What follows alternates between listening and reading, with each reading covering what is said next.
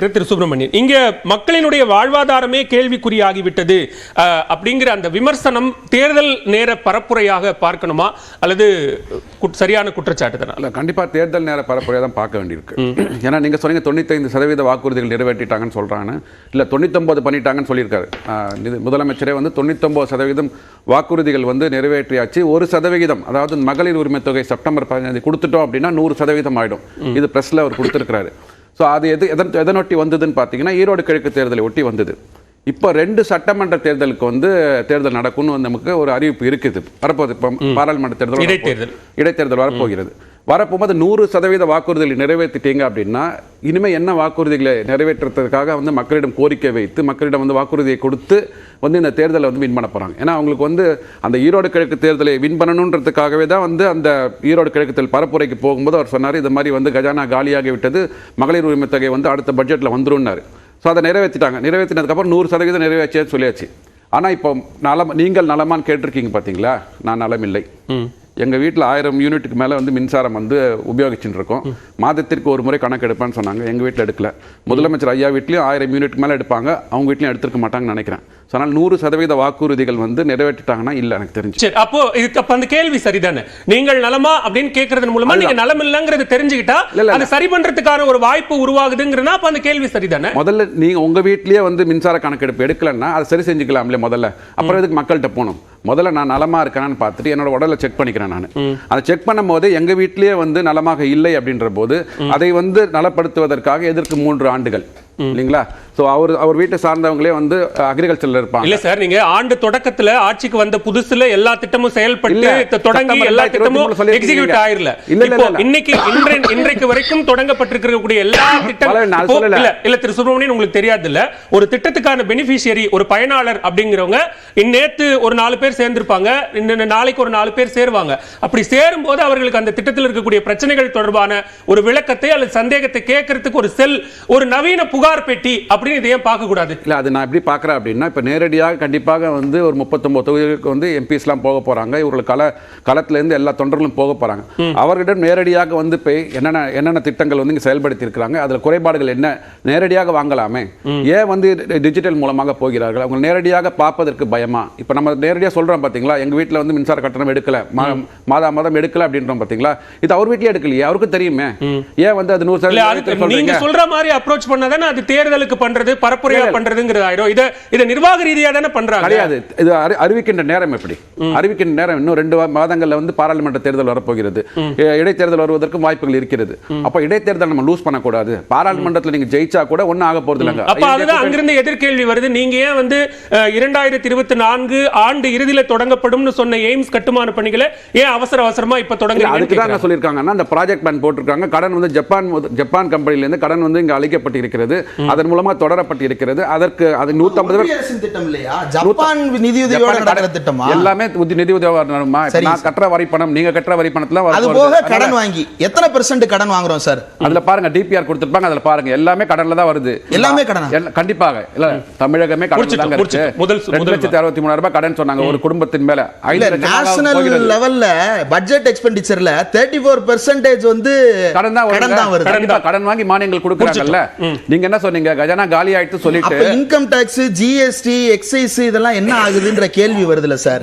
Budget படிச்சீங்கன்னா தெரியும் உங்களுக்கு. இப்ப நமக்கு அது மாதிரி தானே வருது. ஸ்டேட் ஜிஎஸ்டி வருது. இல்ல இப்போ எய்ம்ஸ் கட்டுமான பணிகள் இப்போது தொடங்குவது அல்லது பிரதமர் இப்போ தொடர்ச்சியா தமிழ்நாட்டுக்கு பேசுறது அரசியல் என்று சொன்னால் இல்ல தேர்தலுக்கான உத்தி அப்படின்னு சொன்னா இப்போ இதையும் நீங்க ஏன் அப்படி பாக்குறீங்கன்னு கேக்குறாங்க. இல்ல அங்க என்ன சொல்றாங்கன்னா, அந்த எய்ம்ஸ்ல 150 மாணவர்கள் படிக்கிறதுக்கு அப்ளிகேஷன் போட்டிருக்காங்க. அவர்களுக்கு காலேஜ் நடந்து கொண்டிருக்கிறது. அவரோட படிப்பு நிறுத்தப்படவில்லை. ஓகே, அதுக்கு பேக்கப் பிளானா 150 மாணவர்கள் படித்துக் கொண்டிருக்கிறார்கள். அந்த கட்டட தமிழ்நாடு அரசு கல்லூரிகள்ல இல்ல ராமநாதர் தமிழ்நாடு, நீங்க இந்தியா கவர்மெண்ட் காலேஜ் ஹாஸ்பிடல்ல யார் நடத்துறா? நீங்க ஏதோ இந்தியா வெளியில விட்டு தமிழ்நாடு வெளியில இருக்காங்க. இல்ல சார், அந்த ஒரே கேள்வி, Ramanad government medical college hospital Tamil Nadu MGR மருத்துவ பல்கலைக்கழகத்தின் கீழ் உருவாக்கி நிர்வகித்து செயல்படுத்தப்படுகிறது. அது ஒன்றிய அரசுடைய சென்ட்ரல் யூனிவர்சிட்டி இல்லை, அது ஸ்டேட் யூனிவர்சிட்டி. ஸ்டேட் எக்ஸ்பெண்டிச்சர்ல நடக்கிற யூனிவர்சிட்டி. எஜுகேஷன் கன்கரன்ட் லிஸ்ட்ல தான இருக்கு. ஃப்ளோரை நீங்க ஆக்கிரமிச்சிருக்கீங்க. அந்த ராமநாதபுரம் காலேஜ் ஃப்ளோர் நீங்க ஆக்கிரமிச்சிருக்கீங்க. அதுதான் உண்மை. இல்ல ஒரு விளக்கம் போட்டு ஐஐடில அட்மிஷன் போட்டு ஐஐடிக்கு பக்கத்துல இருக்கக்கூடிய கவர்னர் மாளிகையில ஒரு ரூம் தரேன், அங்க உட்கார்ந்து படிச்சுக்க. இல்ல வேண்டாம். திரு சுப்ரமணியன், இல்ல ஒரே ஒரு இதுதான். எய்ம்ஸ்ங்கிறது வெறும் ஒரு மருத்துவ கல்லூரியாக மட்டுமோ அல்லது தனியா அது ஒரு மருத்துவமனையா மட்டுமோ பார்க்க முடியாது. அது ஒரு கட்டமைப்பு. எல்லா மாநிலங்களும் பெரிய கட்டமைப்பு. அதை தமிழ்நாட்டில் கொண்டு வரணுங்கிற அந்த எதிர்பார்ப்பும் தேவையும் அதிகரித்திருப்பதன் காரணமாகத்தான் கொண்டு வரப்பட்டது. இல்ல கண்டிப்பாக அதற்கான முயற்சிகள் நடந்து கொண்டிருக்கு. அதுக்கு வந்து சொல்லியிருக்கிறாங்களே, இப்போ இந்த ஜப்பான் அந்த கம்பெனியோட கடன் வாங்கி கொடுக்கறதுக்கான ஏற்பாடுகள் போட்டாச்சு. மீதி ஸ்டேட்ல எல்லாம் நீங்க கொடுத்தீங்க, இங்க மட்டும் ஏன் ஜப்பான் வந்துச்சு? இல்ல எல்லா ஸ்டேட்லயும் இல்லீங்களே சார், மத்த ஸ்டேட்ல முடிச்சிட்டீங்களே நீங்க. இல்ல உங்களுடைய ஃபண்ட் வச்சு முடிச்சிட்டீங்களே. அப்படி தமிழ்நாடு மட்டும் ஏன் இந்த பாரபட்சம்? அனைத்து நீங்க டேட்டா கொடுங்க. அனைத்து தமிழ்நாட்டுல மட்டும் தான் மத்திய அரசு, மாநில அரசு, மத்திய அரசு, மாநில அரசு எல்லாமே முடிச்சிருங்க. அதாவது இது வந்து இப்ப தேர்தலுக்காக பண்ணின ஒரு நாடகம் தான் நான் பார்க்கிறோம். நீங்கள் நலமான அவருக்கே தெரியும் நலமாக இல்லை, இருந்தாலும் மக்களிடம் வந்து இந்த கோரிக்கையை வச்சு இதன் மூலமாக ஏதாவது ஆதாயம் தேட முடியுமா? இதனால தான் எங்களால் பண்ண முடியல. ஐயா சொல்லிட்டார் உடனே வந்து மத்திய அரசு நிதி தரல, அதனால தான் எங்களுக்கு வந்து ட்ரக் கண்ட்ரோல் பண்ண முடியல. எல்லாத்துக்கும் மத்திய அரசு நிதி தரல, அதனால தான் ட்ரக் கண்ட்ரோல் பண்ண முடியல. இங்க படிப்பு வைக்க முடியலன்னா மத்திய அரசு கடன் தரல. தர வேண்டியது கொடுக்கணும் இல்லையா சார்? தர கொடுத்துருக்கோம். அது தராம நீங்க முடிச்சிட்டோம். இல்ல என்ன எது தரலன்னு சொல்லுங்க. தந்ததனால தானே உங்களுக்கு வந்து வரி வருவாய் உயர்ந்து கொண்டிருக்கிறது. அடுத்த 5 ஆண்டுகளுக்கு வரி வருவாய் உயர்வு என்ன முழுசா கொடுத்தீங்க?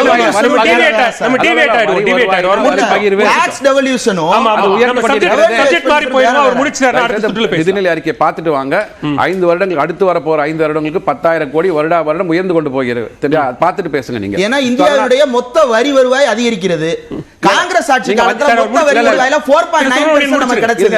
இப்போ 4% தான் கிடைக்குது. அதாவது நீங்க அது உள்ள வாங்கி பார்க்கணும். 13th Finance Commission ஓகே, அது அப்புறமா போ. 15th வந்துருச்சு. ஆமா, 13th Finance Commission 15th எப்படி எவல்யூஷன் ஆயிருக்குன்றது பாருங்க. அதுல 41 32 குறைக்க சொல்றாங்க. பேக் டோர் டீலிங்கும் சேரும். ஒரே நிமிஷம் இருங்க. இந்த சிற்றுண்டி பத்தி பேசினாங்க. 18 லட்சம் மாணவர்களுக்கு வந்து காலை சிற்றுண்டி கொடுக்குறோம்னு சொன்னாங்க. 18 லட்சம் மாணவர்கள் ஆண் பெண் 2 பேர் சேர்ந்து இருக்காங்க. 9 லட்சம் மாணவர்கள் ஆண் மாணவர்கள் வச்சுப்போம் நம்ம. இப்ப காலை சிற்றுண்டி வந்து 6வது இருந்து 12வது படிக்கிறவங்களுக்கு வந்து தமிழ் புதல்வன் ஒரு ப்ரோக்ராம் ஆரம்பிச்சிருக்காங்க. அதுல 360 கோடி ரூபாய் வந்து நிதி ஒதுக்கீடு பண்ணிருக்காங்க. சோ நிதி ஒதுக்கீடு பண்ண ஒரு 3 லட்சம் மாணவர்கள் வந்து அதனால் பயனடைவார்கள். சோ 9 லட்சம் ஆண் மாணவர்கள் 1வது இருந்து 5வது படிக்கிறாங்கன்னா இங்க 6வது இருந்து 12வது படிக்கிறவங்க எப்படி 3 லட்சமா குறைவாங்க? இந்த 6 லட்சம் மாணவர்கள் எங்க போயிட்டாங்க? அவங்களோட நலம்னா என்ன ஆச்சு? அதுக்கு இந்த அரசு பதில் சொல்லுமா? அரசு பள்ளி மாணவர்கள் அரசு பள்ளியில தரம் குறைந்ததுனால அந்த 6 லட்சம் மாணவர்கள் வந்து தனியார் பள்ளிக்கு போயிட்டாங்களா? நான் பதில் வாங்கிக்கிறோம். திரு சுலைமான், அதாவது முதல்ல சிவசங்கரி மேடம் வந்து ரொம்ப ஆக்ரோஷமாக பேசிட்டாங்க. எல்லாத்தையும் வந்து நலமானு கேட்குறாரு சிஎம். நான் யாரை பார்த்தாலும் இப்போ இந்திரகுமாரை பார்த்துருக்கேன், மேடமை பார்த்துருக்கேன், வந்தவொடனே நல்லா இருக்கீங்களா மேடம் தான் கேட்பேன். அது வந்து தமிழர் பண்பாடுன்னு நான் நினைக்கிறேன். அது இன்னொன்று மேடமும் அதான் என்ன கேட்டேன், உலக வழிமுறையாது. அது வந்து சிஎம் கேட்கக்கூடாது. அவர் எப்படி கேட்குறாங்கன்னு சொன்னாக்கா அது நீங்களும் அதுக்குண்டான விளக்கம் கொடுத்துட்டீங்க. அப்போ தான் இப்போ சாரும் சொன்னார், எங்கள் இதில் வந்து 1000 இது எரிக்கிறோம், எங்களுக்கு இன்னும் வரலன்னு. இந்த மாதிரி ஒவ்வொரு இடத்திலும் ஒவ்வொரு தெருக்களிலும் ஒவ்வொரு வீடிலும் ஒவ்வொரு நகரத்திலும் ஏதாவது ஒரு பிரச்சனை யாருக்காவது இருந்து கொண்டே இருக்கும்.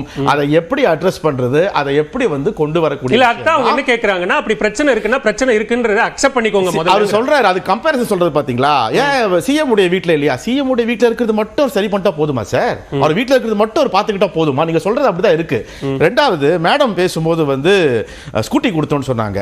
இன்னைக்கு அந்த ஸ்கூட்டி எல்லாம் எங்க ஓடுதுன்னு நான் பார்க்கணும் நாளைக்கு போயிட்டு. அதே மாதிரி மேடம் வந்து என்னது தூத்துக்குடி பஸ் சொன்னோன்னு அதை பத்தி மட்டுமே பேசுறீங்க சார் சொன்னாங்க.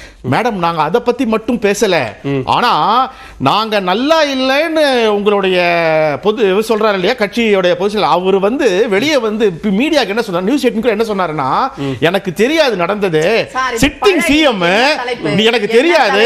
மேடம் நலமா சொன்னார் இல்லையா?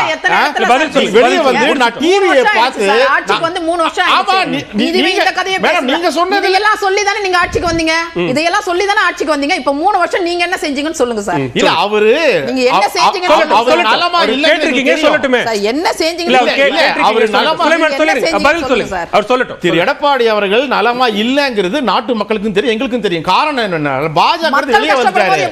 பாஜக வெளியே வந்துட்டாரு. அவர் இல்ல நம்ம வரி கோரி பதில் சொல்ல முடியாது. இல்ல அவர் முடிச்சா உங்க நேரத்துல நீங்க பதில் சொல்லுங்க. இல்ல உங்க நேரத்துல அவர் குறிக்கிட்ட மறுபடியும் பதில் சொல்ல முடியாது. நான் பேசுறேன்.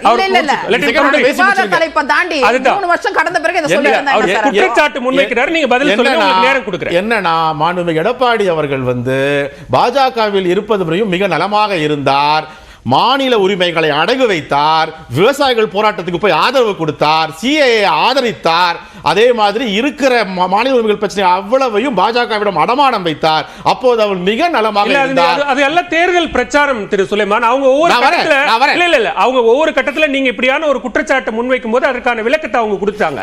அது சிஏஏ உட்பட எல்லாத்தையும் அதுக்கான விளக்கத்தை கொடுத்துட்டாங்க. ஆனா நீங்க முன்வைக்கிறது தேர்தல் பிரச்சாரம். ஆனா அவங்க கேட்கிற கேள்வி என்னன்னா, திட்டத்தை தான் நீங்க செயல்படுத்துறீங்கல்ல, அப்ப திட்டம் செயலாகல, மக்கள் கிட்ட போய் சேரல அப்படிங்கிற காரணத்தினால தானே நீங்க மறுபடியும் போய் நீங்க நலமான்னு கேக்குறீங்க. அது தப்பு தானேன்னு கேக்குறாங்க. இல்ல, நான் வந்து எடப்பாடி அவர்கள் நலமா இல்லாததுக்கு ரீசன் சொல்லிட்டு இருக்கேன்.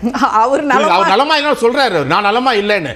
எதனால மக்களுக்கு தெரியணும் இல்லையா, அததான் நான் விளக்கமா சொல்லிட்டு இருக்கேன். ஏன்னா இப்போ மார்னிங் மக்கள் நலமாக இல்லை அவருடைய முழக்கமே இன்னைக்கு அவர் நாங்க நலமா இல்லன்னு சொன்னாரு. மக்கள் நலமாக இல்லை திரு ஸ்டாலின் தான முழக்கமே முன்வைக்கிறாங்க. அதாவது எடப்பாடி அவர்கள் நான் நலமாக இல்லைன்னு சொல்லிட்டு தான் சொன்னார். ஆன்சர் என்ன சொல்ல வரேன்னா, ஃப்ரீ பிரேக்ஃபாஸ்ட் ஸ்கீம்ங்கிறது வந்து தெலுங்கானால இருந்து ஒரு டீம் வந்து அதை அனலைஸ் பண்ணிட்டு எங்க ஸ்டேட்ல போய் பண்றோம்னு சொல்லிட்டாங்க. ரெண்டாவது உழவர் சந்தை வந்து இவங்க இது பண்ணதை வந்து பஞ்சாப்லயும் அந்த ஆந்திர பிரதேஷ்லயும் அதை வந்து ஃபாலோ பண்ணிட்டு இருக்காங்க. ஃப்ரீ பஸ் ஸ்கீமை வந்து தெலுங்கானால ஆல்மோஸ்ட் வந்து இம்ப்ளிமெண்ட் பண்ணி நடந்துட்டு இருக்கு. சமூக நீதி திட்டங்கள் சார்ந்து தொடர்ச்சியாக அந்த சமூக நீதியின் தொடர்ச்சியாக திராவிட மாடல் அரசு ஒவ்வொன்றாக செய்யும் போது, அது நான் முதல்வனாக இருக்கட்டும், ஃப்ரீ பஸ் ஸ்கீமா இருக்கட்டும், ஒவ்வொரு விஷயமாக செய்யும் போது எடப்பாடி அவர்கள் அவருடைய ஆட்சியில சமூக நீதி சார்ந்து எதுவுமே செய்யலங்கிறது மக்களுக்கு வெட்ட வெளிச்சமாக மக்கள் கிட்ட போய் சேர்ந்திருந்தா மக்களே பேசுவாங்க சார். நீங்க ஏன் போய் கேக்குறீங்க? முதல் ரவுண்ட்லயே சொல்லிட்டேன். அதுவும் சார் சொல்லும்போது வந்து 90% திட்டங்களை வந்து முடிச்சிட்டாரு. மோஸ்ட் ஆஃப் த அந்த கொடுத்த வந்து அறிக்கையில 10 ஆண்டுகள் திட்டம் தான் அதுல அதிகம். நீங்க ஆட்சிக்கு வந்து 2 வருஷத்துல எல்லாமே வந்துருச்சுன்னா everything is on the implemented stage. Implementation இருக்கும்போது அது வரதான் செய்யும். இல்ல, முக்கியமா நான் ஒரு ஒன்னு சொல்லிடுறேன்.